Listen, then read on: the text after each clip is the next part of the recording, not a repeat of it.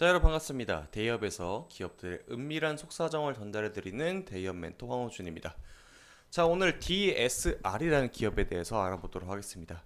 계열사로서 DSR 제강이 있습니다. 그리고 제 지난 영상에서 DSR 제강의 승계 얘기를 했었는데 DSR도 비슷한 내용으로 올라가도록 하겠습니다.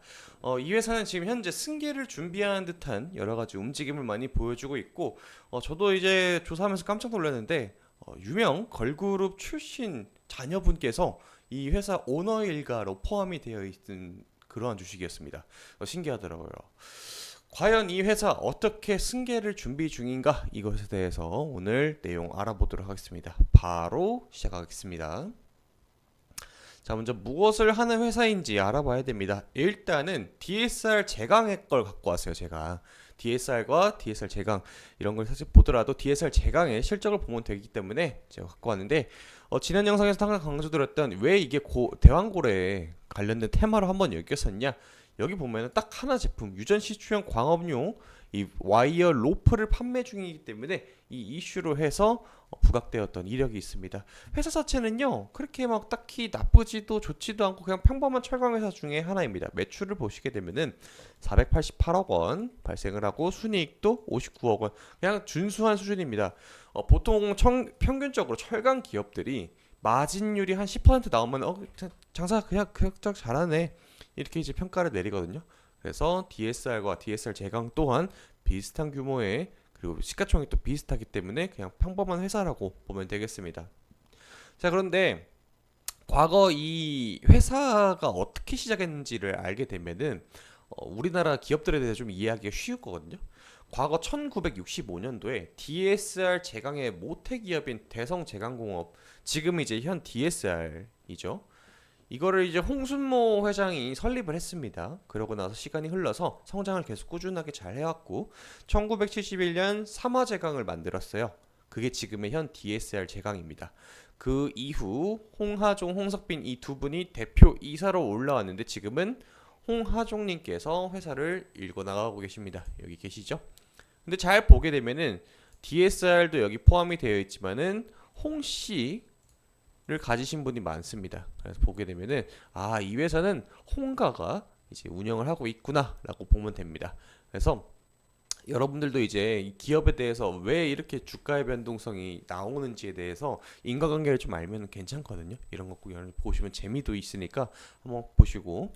자, 근데 여기서 조금 주주분들 명함 중에서, 성함 중에서 좀 지분을 많이 갖고 계신 분들 있잖아요. 홍하종, DSR 이거는 이제 계열사이기 때문에 이거 지분을 뺀다고 하도, 홍석빈, 홍진우 이분은 이제 대표이사님이시니까 빼고, 홍진우, 홍민영, 홍희진 이렇게 쭉쭉쭉 돼 있잖아요. 나머지 분들은 이제 찾아보니까 일가 친척분이신데, 여기 계신 이 예쁘신 분 홍유경님은 과거 에이핑크 멤버였습니다. 그런데 2013년도 탈퇴를 하셨죠? 그런 걸로 알고 있는데, 이때 당시에 이제 생활고 걱정을 많이 사람들이 했었습니다. 그런데 이분이 받는 배당 금액이 물론 이제 세금도 내야겠지만은 31만 주 갖고 계시죠? 이거 뒤에 한 번 더 설명드릴 텐데 배당으로 받는 금액만 1,800만 원 정도 되더라고요. 근데 이제 DSR 제강 측에서 이제 나오는 배당이기 때문에 이 부분에 대해서 계산을 해보니까 1,800만 원에 대해서 어떻게 이제 계산할지는 잘 모르겠지만은 결국 그래도 많이 받고 계신다.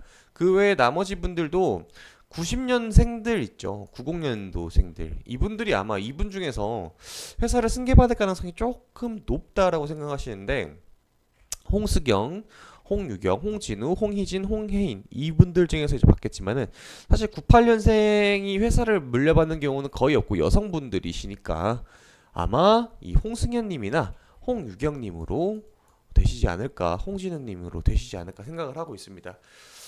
글쎄요, 이제 94년생이라면 31살이거든요. 근데 이제 홍유경님은 앞서 보여준 전 에이핑크 멤버 이분은 회사를 운영 중이시더라고요. 그 의류회사 하나를 이제 소유하고 계시고 운영 중이신데 아마 그쪽으로 가지 않을까 좀 생각을 하고 있고, 홍승현님 아마 홍진우님 이 두 분 중에 한 분이 되지 않을까 생각하는데, 개인적으로 이제 대표이사 임원이라고 표현되어 있죠. 임원들 중에 가는 경우가 꽤 많습니다. 근데 이제 주식 숫자를 보게 되면 또 홍진우님 쪽으로 기울기도 하는데 이건 어떻게 될지는 이제 회사 측에서 결정할 내용이니까 이 두 분 중으로 한 분이 될 가능성이 좀 높다라고 평가하고 있습니다.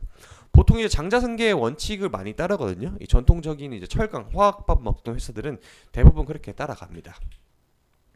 자, 그리고 90년대 오너 일가들의 평균 배당 수익률을 보게 되면은 1.4% 배당 수익률을 가져가요. 여기 시가 배당률이 1.4% 써 있죠.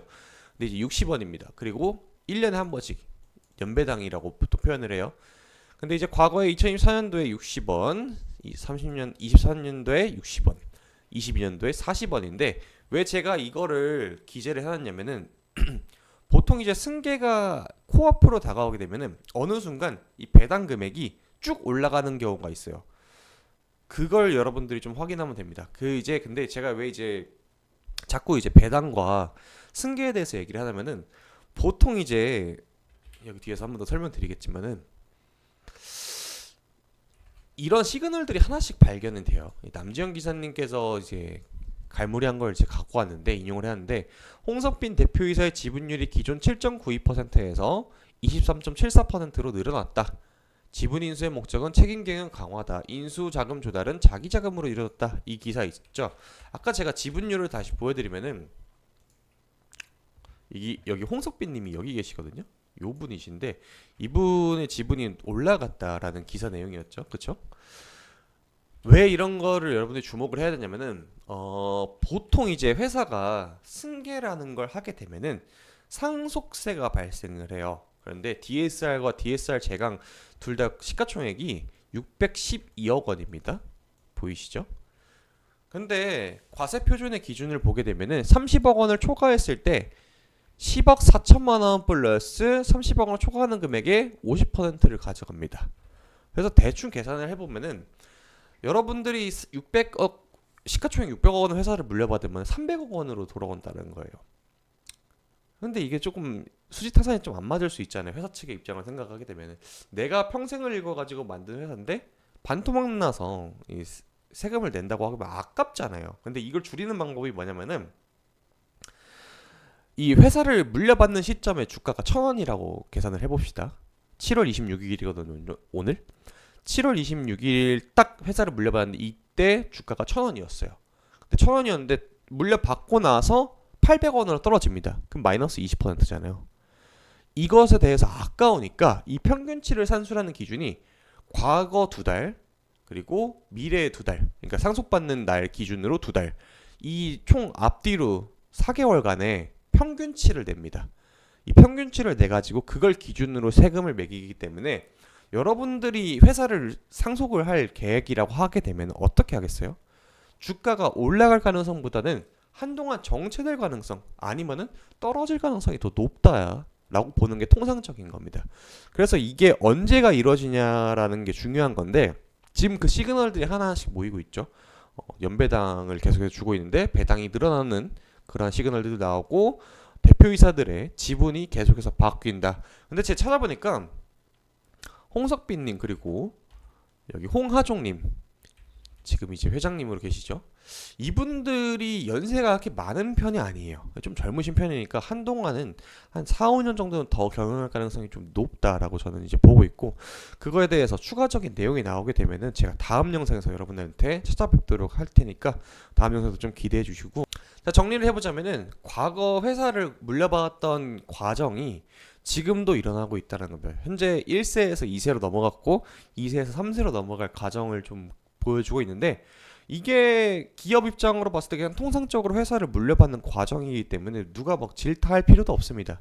그냥 겪는 성장통이라 생각하시고 미래에 대해서 가치를 좀 높다고 생각하시면 지금쯤 한 몇 년 눌릴 가능성도 있겠지만은 회사 자체에 투자를 한다고 하게 되면은 나쁘지 않은 기회로도 작용할 수 있기 때문에 여러 가지 복합적인 내용들을 보시고 판단했으면 좋겠습니다. 자, 오늘 영상 여기서 마무리 짓고 다음 영상에 찾아뵙도록 하겠습니다.